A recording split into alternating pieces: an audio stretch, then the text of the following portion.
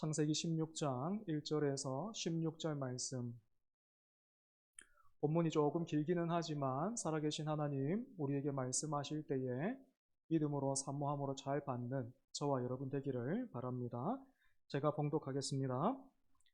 아브라함의 아내 사레는 출산하지 못하였고 그에게 한 여종이 있으니 애굽 사람이요 이름은 하갈이라. 사레가 아브라함에게 이르되 여호와께서 내 출산을 허락하지 아니하셨으니 원하건대 내 여종에게 들어가라. 내가 혹 그로 말미암아 자녀를 얻을까 하노라 하매 아브라함이 사레의 말을 들으니라. 아브라함의 아내 사레가 그 여종 애굽 사람 하갈을 데려다가 그 남편 아브라함에게 첩으로 준 때는 아브라함이 가나안 땅에 거주한 지 10년 후였더라. 아브라함이 하갈과 동침하였더니 하갈이 임신하매 그가 자기의 임신함을 알고 그의 여주인을 멸시한지라.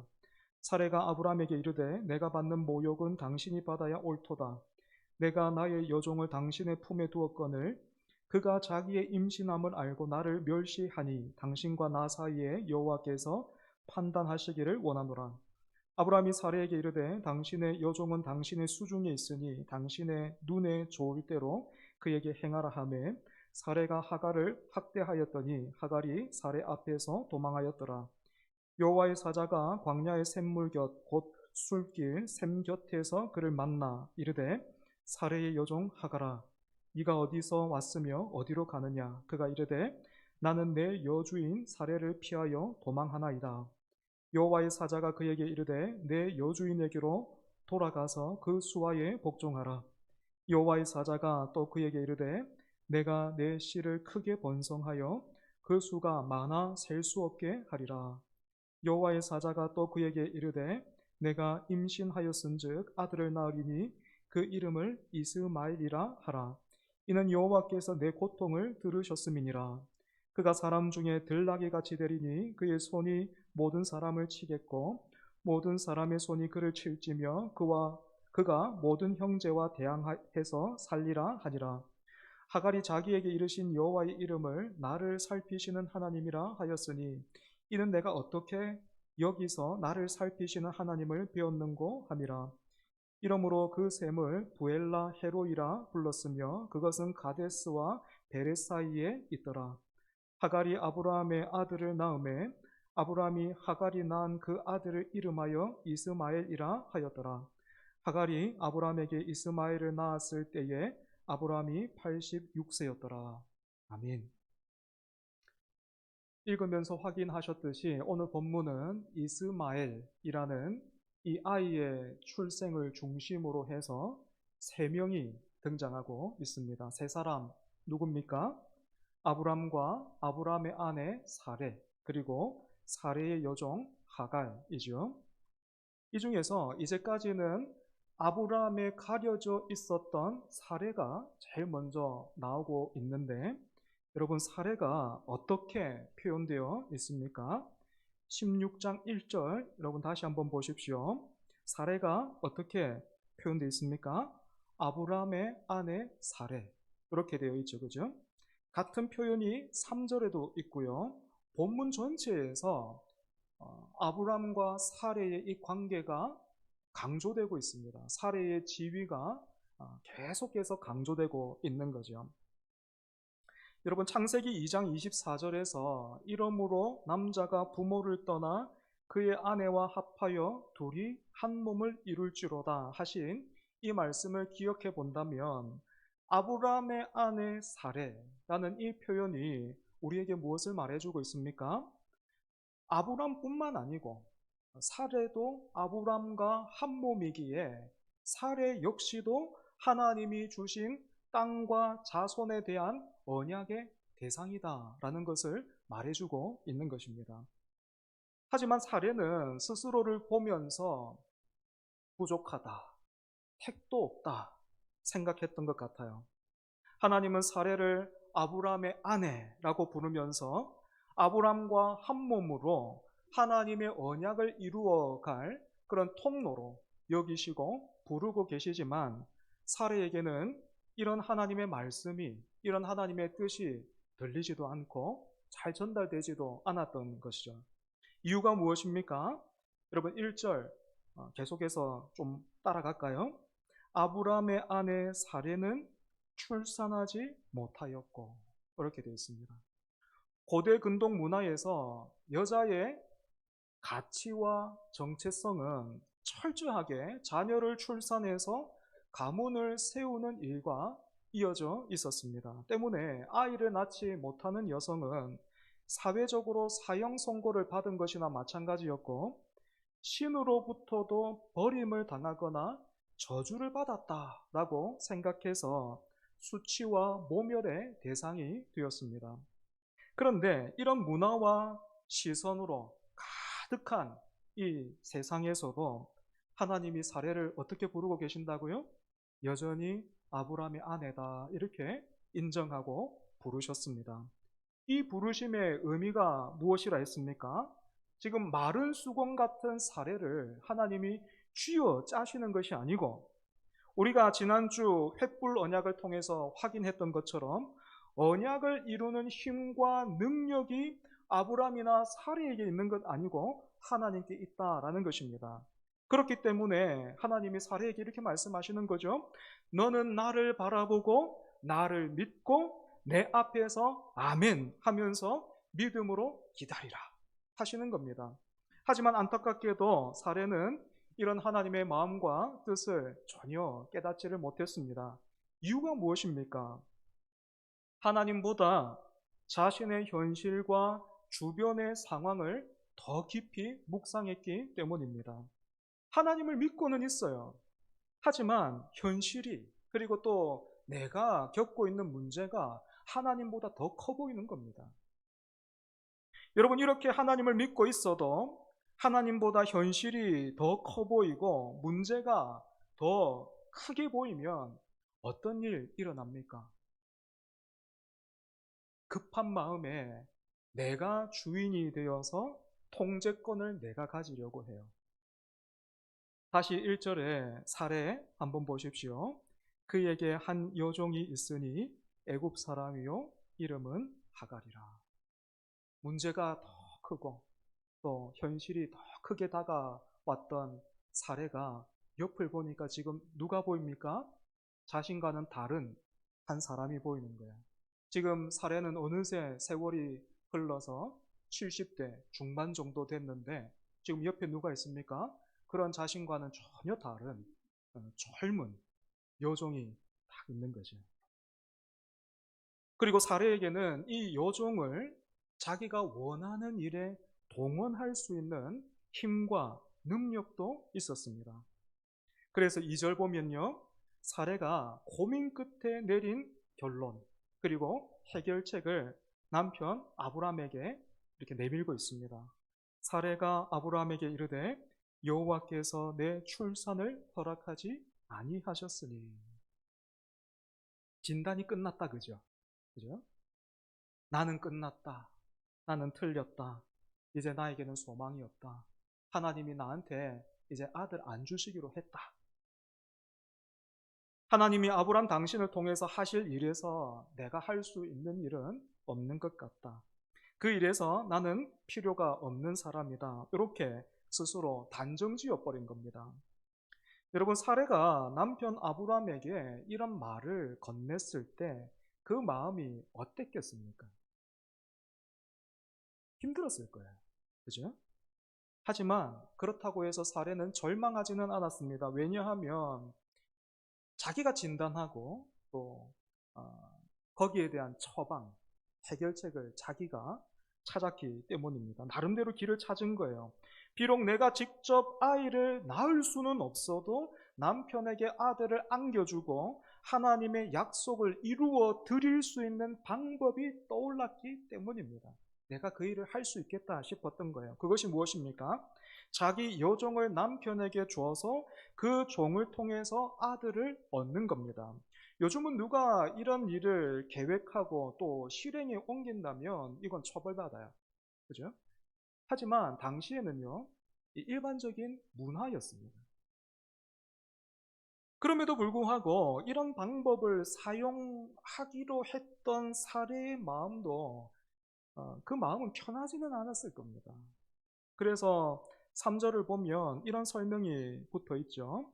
사레가 아브라함에게 하갈을 첩으로 준 때는 아브라함이 가나안 땅에 거주한 지 10년 후였더라. 왜 이런 말이 있겠습니까? 우리말에 10년이면 강산도 변한다. 그렇게 말하잖아요. 그죠? 사례 입장에서는 충분히 기다렸고 많이 참았다라는 겁니다. 사례가 생각하고 계획했던 것보다 사실은 더 참고 견뎠다라는 거죠. 그런데 이제는 더 이상 있을 수가 없는 거예요. 한계인 거예요, 한계.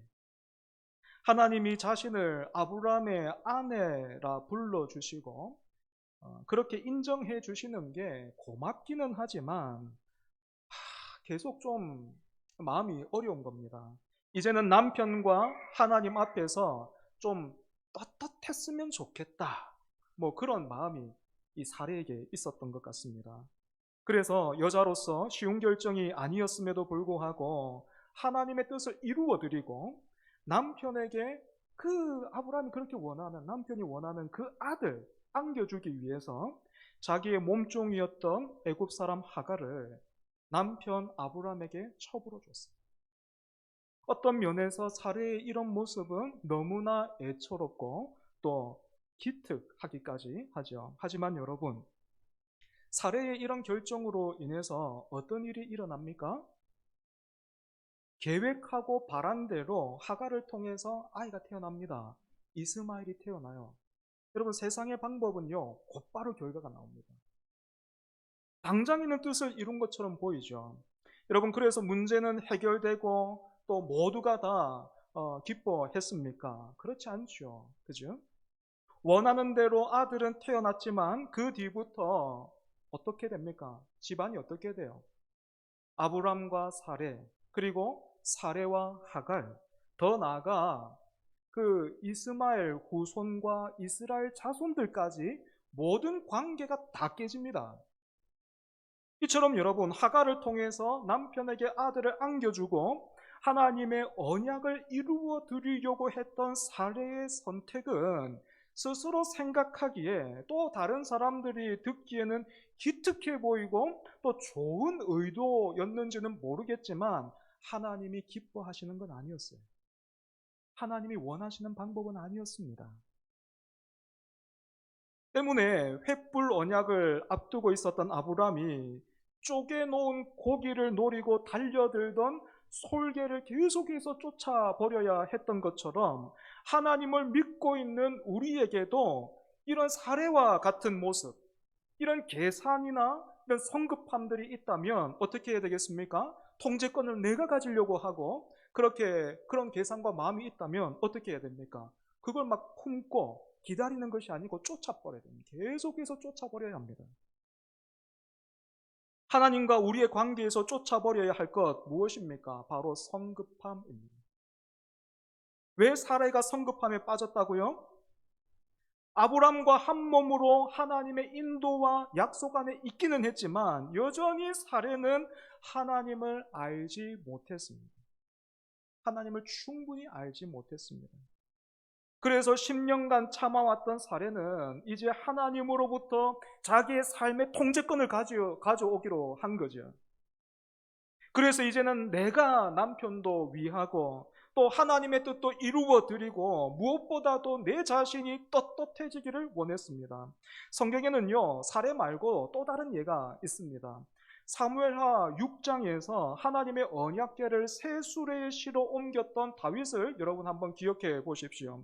원래 언약궤는 레위인 자손 중에서도 고핫 자손이 어깨에 메고 옮겨야 한다라는 것을 다윗이 몰랐겠습니까? 아니요, 다윗은 알았을 겁니다. 그럼에도 불구하고 다윗은 왜 새 수레에 언약궤를 실었을까요? 원래 언약궤를 새 수레에 실는 건 이스라엘의 방법이 아닙니다. 이방인들의 방법이에요. 블레셋 백성들이 이스라엘과 전투에서 그 언약궤를 빼앗아 갔을 때 빼앗아 가기는 했는데 그게 감당이 안 됐잖아요. 그래서 이스라엘로 돌려보낼 때 어떤 방법 썼습니까? 이들은 뭐 방법을 모르니까 새 수레에 실어서 보냈어요. 그런데 그걸 보니까 어떻습니까? 그럴듯하단 말입니다. 사람이 들고 옮기는 것보다 오늘날로 말하자면 리무진 같은 거 이렇게 해가지고 실어서 옮기는 게 더 폼이 나는 거죠. 그래서 다윗은 자기 힘과 방법대로, 뭐 세수대 뿐이겠습니까? 다윗의 힘과 능력이라면 뭐 세수대 한 대 뿐이겠습니까?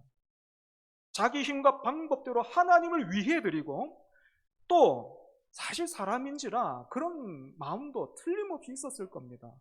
왕이 지금 이 일을 하는 거잖아요. 한번 보여주고 싶은 거죠. 하나님한테도 한번 보여주고 백성들에게도 보여주고 싶은 겁니다. 내 열정이 이 정도야. 내 열심이 이 정도야. 나는 이렇게 하나님을 섬겨. 너희들과 좀 다르지. 보여주고 싶었던 거예요. 그래서 언약궤를 세수대에 실었습니다. 그런데 결과가 어땠습니까? 살해 성급함으로 인해서 살해 본인뿐만 아니라 아브람과 그 후손까지 어려움을 겪어야 했던 것처럼 언약궤를 모시고 있었던, 곁에서 모시고 있었던 사람이죠. 우사라는 사람은요, 그 자리에서 죽임을 당했고 다윗을 비롯한 이스라엘 백성들은 혼비백산했습니다. 이렇게 사례를 통해서 우리가 우리 안에서부터 제일 먼저 쫓아버려야 할 것이 성급함, 즉 삶의 통제권을 내가 가지려 하는 그 일이다라는 것을 확인했다면, 이제 아브람을 통해서 두 번째 주제를 한번 살펴보면 좋겠습니다. 여러분, 사례가 아브람에게 하갈을 이끌고 와서 내 여종에게 들어가라 라고 했을 때, 여러분 사실 이 남편 아브람이 아내 사례에게 어떻게 말해줘야만 했습니까? 어떻게 말하는 게 좋았을까요? 여보, 불안하고 답답했지. 사실은 그런데 나도 그랬어. 롯 구에 와서 그렇게 혼자 방에 있는데 너무 무섭더라. 다른 사람들이, 그 민족들이 언제 어떻게 쳐들어올지 모르고 또 우리 사이에 아들은 없고 해서 너무 답답하더라. 그런데 하나님이 나를 이끌고 밤하늘의 별들을 보여주시더라.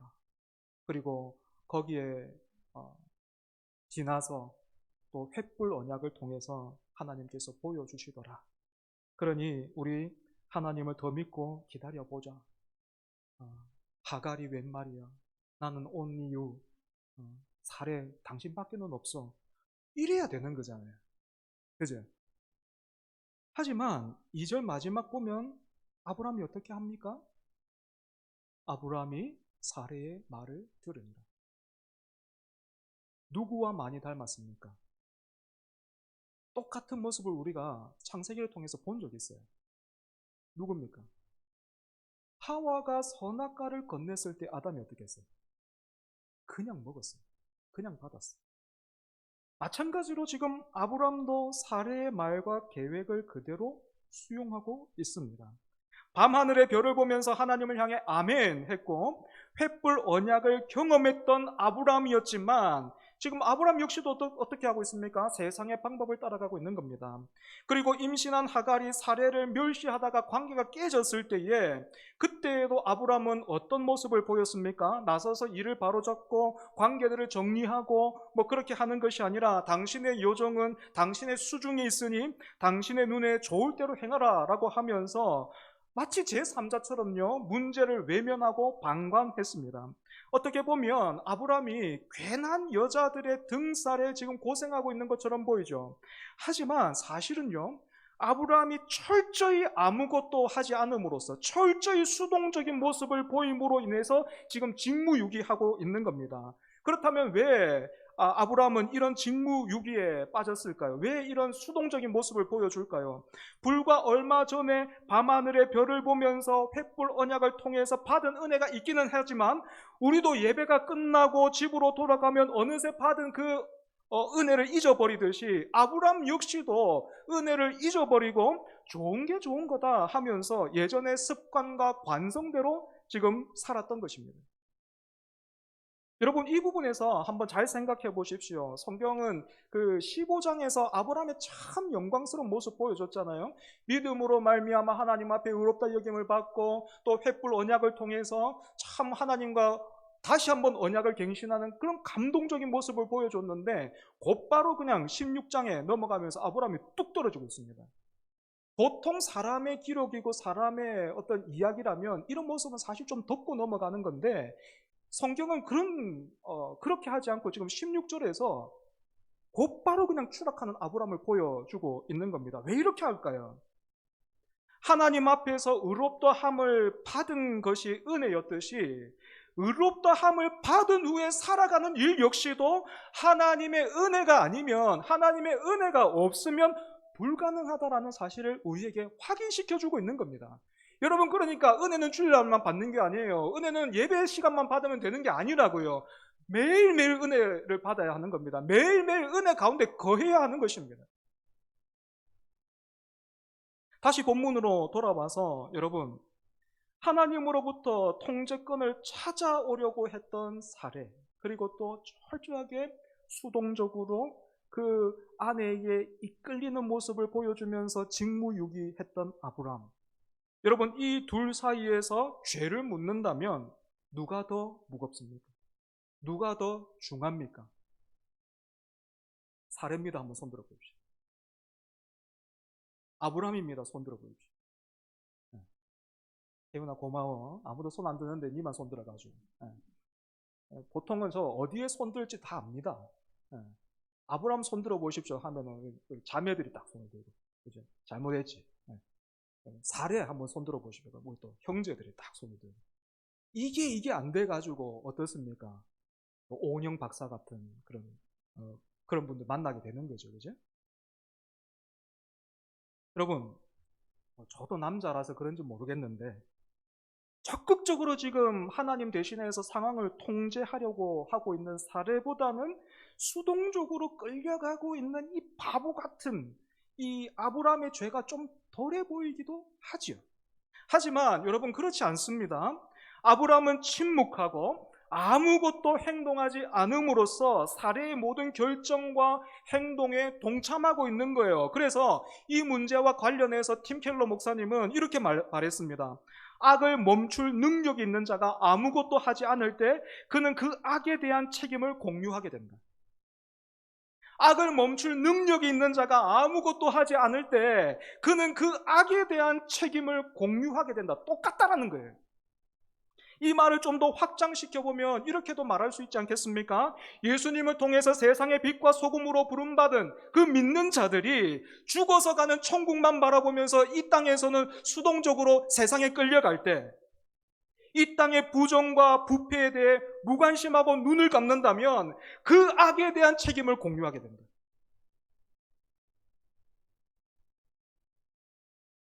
이제 세 번째로 하갈을 통해서 우리는 성과를 통해 통제불능의 교만에 빠져들어가는 어리석은 인생을 보게 됩니다.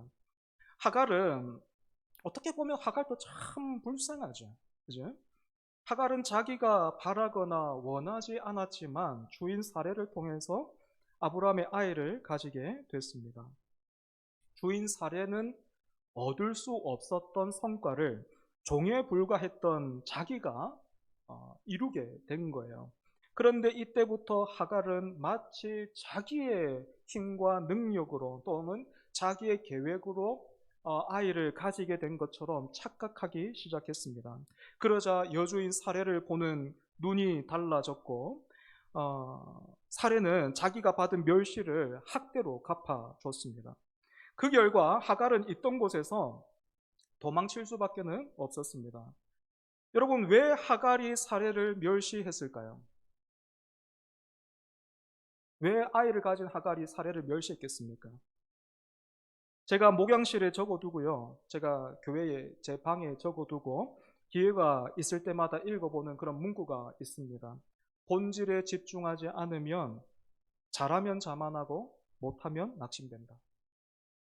본질에 집중하지 않으면 잘하면 자만하고 못하면 낙심한다. 하갈은 생명을 허락하시는 분이 하나님이시다라는 그 사실은, 그 본질은 놓치고 임신이라는 눈앞의 성과에만 취해버렸기 때문에 결국에는 교만이라는 덫에 걸려서 자기의 자리마저 잃고 말았던 것이죠. 여러분, 이처럼 우리는 아브라함의 가정을 통해 뒤엉킨 세 가지 죄성을 함께 살폈습니다. 통제권을 되찾아오려고 했던 사례의 성급함, 아브라함의 수동성과 직무유기, 그리고 하갈의 교만이 바로 그것이지요. 여러분, 이 세 가지가 서로 부딪히면서 지금 어떤 결과를 만들어냈습니까? 관계가 다 깨지면서 지금 아브라함의 가정이 어떻게 됐습니까? 지옥과 다름없죠. 그죠?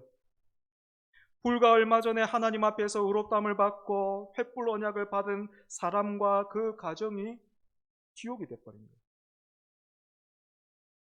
여러분, 이렇게 관계가 다 뒤틀려 버린 이 아브라함의 가정에 희망과 소망이 있다면, 은혜를 받아도 언제나 제자리 걸음을 하는 것만 같고 뒷걸음질 치는 것 같은 저와 여러분에게도 소망이 있다면 어디에 소망이 있습니까? 그것이 무엇입니까? 살해의 학대를 견디다 못한 하갈은 임신한 몸을 이끌고 척박한 땅 광야로 도망쳤습니다. 그런데 놀랍게도 이야기가 이렇게 끝나지 않아요. 광야 샘물 곁에서 주저앉아 울고 있던 하갈에게 누가 찾아옵니까? 본문 8절을 보면 여호와의 사자, 그러니까 하나님이 하갈을 불러요. 여러분, 놀랍게도 성경에서 하나님이 여자의 이름을 부르는 일은요, 굉장히 이례적이고요. 그 첫 번째 사건이 이 본문입니다. 여러분, 너무 놀랍지 않습니까? 하나님이 이름을 불러준 여자가 하갈이 처음이라고요. 하와도 아니고 사례도 아니고 하갈입니다. 세상의 눈으로 볼 때 하갈은 쓰다 버려진 소모품이요, 아무도 관심을 두지 않는 이방인 노예에 불과했습니다. 하지만 하나님이 어떻게 하신다고요? 이런 하갈의 이름을 불러주십니다.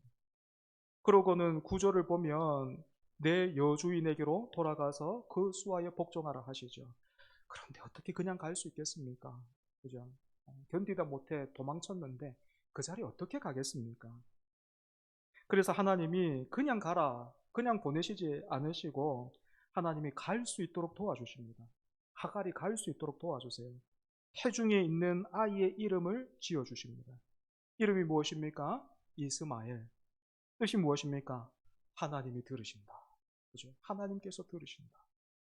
그리고 하나님은 이스마엘 역시 아브라함의 자손이기에 그가 번성할 것이다 라고 말씀하셨습니다. 그러고 나서 하갈이 놀랍게도 말씀하신 대로 사레에게 돌아가서 이스마엘을 출산하게 되죠. 어떻게 하갈은 지옥 같았던 그곳을 다시 찾아갈 수 있었겠습니까? 전에는 억울해서 도망쳤지만 이제는 나를 살피시고 나의 고통을 들으시는 전능하신 하나님이 나와 함께 하심을 알게 되었기 때문입니다. 여러분, 바로 이게요, 하나님이 기뻐하시는 믿음입니다. 하나님이 기뻐하시는 믿음은 사례처럼 내가 주도권을 잡고 기특한 어떤 그런 생각과 계획으로 하나님을 도와드리는 게 아닙니다. 지금 하나님이 못해가지고 하나님도 어려워서 지금 아브람과 사레에게 아들과 땅을 주시지 않고 있는 게 아니란 말입니다. 지금 그 시간이 아브라함에게 필요한 거예요. 그 시간이 지금 사례에게 필요했던 거죠. 왜 그런 시간이 필요했는지 오늘 본문을 통해 나타나는 거잖아요. 자기 중심성을 하나님이 막 뽑아내는 겁니다. 불러내셔가지고 구원받았다 하지만 여전히 그 세상의 방식에 익숙하고 내가 통제권을 가지고 살아가는 그 방식에 익숙한 사람들이기 때문에 하나님이 그런 우리를 자꾸 막 씨름하시는 겁니다. 그 자기 중심성을 막 뽑아내시는 거예요. 그러면 그럴 때마다 우리는 막 비명을 지르는 거예요. 마치 막 죽을 것처럼 비명을 지르는 겁니다. 이 시간이 필요했기 때문에 지금 하나님이 그렇게 일하고 계시는 겁니다. 또 아브람처럼 죽어서 가는 천국만 바라보면서 아유 횃불 언약 아이고 참 좋았다. 그러니까 언젠가는 뭐 주시겠지 하면서 우리 같으면 죽어서 가는 천국만 보면서 좋은 게 좋은 거지 뭐. 여러분, 그렇게 살아가는 것도 또 하갈처럼 어떤 성과를 계속해서 이루면서 자기를 증명하면서 사는 그것도 하나님이 기뻐하시는 그런 믿음이 아닙니다. 광야에서 하나님을 만난 하갈이 다시 사레에게로 돌아가서 아이를 낳고 거기에서 길렀듯이 하나님이 말씀하신 그 자리, 말씀하신 그곳에서 버티는 것, 비록 나는 지금 아이를 낳을 수 없는 몸이지만 하나님이 주신 그 말씀을 붙들고 인내하는 것, 기다리는 것, 이것이 하나님이 기뻐하시는 믿음입니다. 여러분, 실제로 하박국 2장 4절의 말씀요, 오직 의인은 그의 믿음으로 말미암아 살리라 하신 그 말씀, 여러분, 거기에 나오는 믿음이 히브리어로 에무나입니다. 언젠가는 제가 말씀드린 적이 있는데, 이 에무나가 구약 성경에 제일 처음에 어디에 나옵니까? 출애굽기에 나와요. 출애굽기에서 이제 애굽에서 나온 그 백성들이 아말렉과 전투를 합니다. 전투를 하고 싶어서 한 게 아니고 아말렉이 그냥 급습해 온 거예요. 그래서 싸우는 겁니다. 그런데 그때 어떻게 싸웁니까? 모세가 산 위에 올라가서 이렇게 팔을 들고 버티죠, 그죠? 성경이 어떻게 되어 있냐면, 해가 지도록 모세의 팔이 내려오지 아니한지라, 우리말로 이렇게 보면 되게 긴데 그게 한 단어로 에무나입니다. 여러분, 그렇기 때문에 믿음은 1차적으로 뭐냐 하면 버티는 거예요. 하나님 믿고 있는 자리에서 버티는 거예요. 하나님이 일하실 줄 알고 기대하면서 힘들고 어렵지만 버티는 겁니다. 물리적으로 버티는 겁니다. 그러니까 우리가 우리 안에서 쫓아내야 할 것이 내 자신과 상황을 통제하려는 성급함과 직무유기와 같은 수동성과 성과로 인한 교만이라면, 반대로 우리가 붙들어야 할 것은 하나님을 믿고, 고집이 아니고 아집이 아니고 하나님을 믿고, 하나님의 선하심을 믿고, 하나님의 살아계심을 믿고 말씀 붙들고 버티는 겁니다. 하나님의 나라가 오고야 말 것이기 때문에, 그 나라가 이 땅에 완성되고야 말 것이기 때문에, 죽어서 하나님 앞에 잘 살면 되지 그게 아니고, 그 나라가 이 땅에 오고야 말 것이기에, 그 나라가 이 땅에 완성되고야 말 것이기에, 이 땅에서부터 하나님의 말씀 붙들고 사는 거예요. 이 땅에서부터 하나님의 질서와 하나님이 귀하다 여기시는 그 질서대로, 그 가치대로 살아가는 겁니다. 그렇게 버티는 것, 그것이 바로 에무나인 것입니다. 말씀을 정리하겠습니다. 이번 주에 제 방에 새롭게 적어 놓은 글귀가 하나 있습니다. 뭔가 하면, 작은 배역은 있어도 작은 배우는 없다. 작은 배역은 있어도 작은 배우는 없다.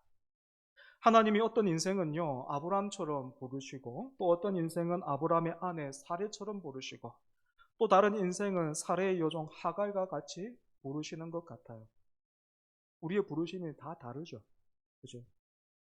세상의 눈으로 보면 하갈보다 아브라함과 사레가 훨씬 더 영광스러워요. 그죠? 너무 부러워요.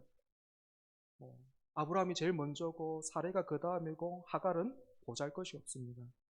그런데 여러분, 하나님 앞에서는 그렇지 않습니다. 감독이신 하나님의 의도를 알고 감독을 신뢰하며 맡겨진 역을 성실하게 감당하는 사람, 그 사람이 명배우고 하나님이 기뻐하시며 찾으시는 사람입니다. 내 마음대로 인생의 대본을 고쳐 쓰려고 했던 사례의 성급함을 우리는 내려놓아야 합니다. 주신 역할에 무책임했던 아브라함의 수동성과 직무유기 역시도 우리는 버려야 합니다. 작은 성과에 취해서 내 능력인 양 착각하는 하갈의 교만도 우리는 쫓아버려야만 합니다. 그리고 오늘 우리를 여기까지 인도하시고, 여러분, 아브람과 사레와 하갈은 각각 이렇게 하나씩만 좀 부족한 모습 보여주고 있다면, 저와 여러분 어떻습니까? 종합 세트죠. 이 세 가지가 다 들어있다 아닙니까? 그죠? 하나 부족함 없이 그냥 우리는 풀 옵션으로 다 갖추고 있어요. 그럼에도 불구하고 여러분, 하나님이 지금 어떻게 하십니까? 사레를 아브라함의 아내다라고 부르신 것처럼, 그럼에도 불구하고 하나님은 오늘 우리를 예배 자리로 인도하십니다. 말씀 앞으로 붙드시는 거예요. 그 아들을 통해서 하나님의 백성이라고 말씀하시는 거예요. 그 아들을 통해서 하나님의 자녀라고 하는 거예요. 너무 부끄러운데, 너무너무 막 민망한데 하나님이 그렇게 말씀하시는 겁니다. 믿음으로 버티십시오. 다른 성급함과 교만과 어떤 수동적으로 끌려만 가지 마시고 믿음으로 버티시기 바랍니다. 이 시간 함께 기도하겠습니다. 쫓아버려야 할 것 쫓아내고 붙들어야 할 것 붙드는 우리 되게 해달라고. 연약하고 부족하고 스스로 보기에 마음에 안 들 때 많지만 우리를 여전히 하나님의 자녀요 하나님 나라 백성으로 부르시고 붙들고 계시는 그 은혜 속에서 믿음으로 인내하고 버티면서 나를 통해 주님만 드러나게 해달라고 이 시간 말씀을 기억하면서 함께 기도하겠습니다. 좋으신 하나님 아버지, 복되신 하나님 아버지, 오늘 말씀을 통해서 아버지 하나님의 선하심과 하지만 또 여전히 더디 믿고 또 잘하지 않고 뒷걸음질 치는 하나님 그 인생들 우리가 살폈습니다. 아버지 하나님, 그럼에도 불구하고 하나님의 부르심은 취소되지 아니하고 하나님의 그 은혜와 사랑이 취소되지 않고 아버지 여전히 그들과 함께하고 붙들고 있음을 하나님 우리가 말씀을 통해서 살폈습니다. 주여, 하나님이 기뻐하시는 것이 무엇인지를 우리가 알았고 또 우리 안에서 쫓아버려야 할 것이 무엇인지 알았으니 주님, 쫓아버려야 할 것들 다 쫓아버리고 그 성급함과 또 내가 통제권을 가지고 주인 되어 살고자 하는 그 욕심과 또 뿐만 아니라 하나님 우리의 그 교만함과 수동적인 직무유기 하는 그 모습들 다 쫓아버리고 다 버리고 아버지 하나님 믿음으로 하나님 살아가는 우리 될 수 있게 하여 주시옵소서. 그래서 하나님의 복되심과 하나님의 그 은혜가 아버지 하나님 우리 삶을 통하여서 흘러가고 전해질 수 있게 하여 주시옵소서. 다시 한번 믿음으로 아버지 버티며 일주일 살아갈 수 있도록 주여 우리에게 은혜와 아버지 믿음을 더하여 주시옵소서.